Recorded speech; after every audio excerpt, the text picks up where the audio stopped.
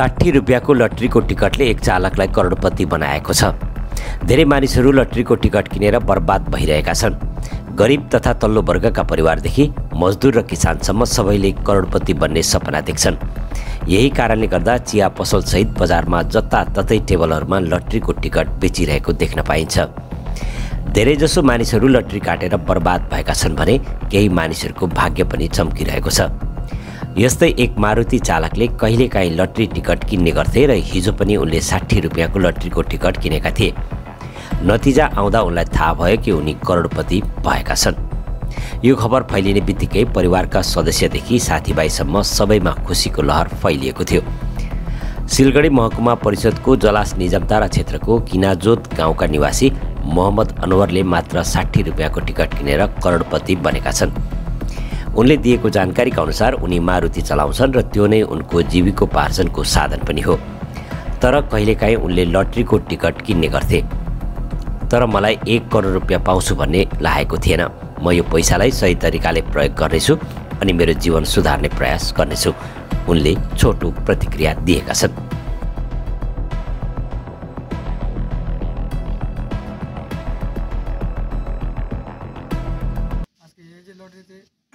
Ticket কেটেছি, পেয়েছি 1 কোটি। কখন কেটেছিলে? মোটামুটি 12টা নাগাদ। 12টা নাগাদ কেটেছিলে। কোথায় কেটেছিলে? লেচুপাড়ি বাজারে। হ্যাঁ, তারপরে কখন জানতে পারলে 1 কোটি পেয়েছো? লেচুপাড়ি বাজারে যখন আমি লটারিটা কেটে বাড়িতে আসলাম, আসার পর একটা 2টা ছাগল ছিল, তো ছাগলের খিদে লাগছে ভেবে করতেছে। তারপর নিয়ে গেলাম পাতা খোয়াতে। তারপর একটা বন্ধু ফোন করে বলছে কি, আমার কাছে তো মোবাইল ছিল না, প্রথমে মোবাইল ছিল না, আমার বউর কাছে মোবাইল ছিল। তারপর আমার বউ গিয়ে বলছে এই ব্যাপার, ওই ছেলেটা ফোন করছে, বলছে নাকি 1 কোটি খেলছে। আমি বিশ্বাস করছি না, ও এমনি বলতেছে। তারপর বাড়িতে এসে দেখলাম হ্যাঁ খেলছে।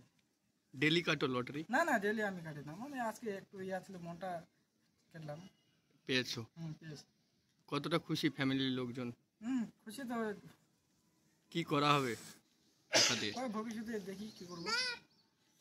কে কে রয়েছে তোমার ঘরে? আর বউ আছে, ছেলে আছে, বাবা মা আছে, দাদাও আছে। 1 কোটি টাকা পুরস্কার পেলো, কতটা খুশি লাগছে এবং কি বলবে? খুব খুশি, ভালো লাগছে।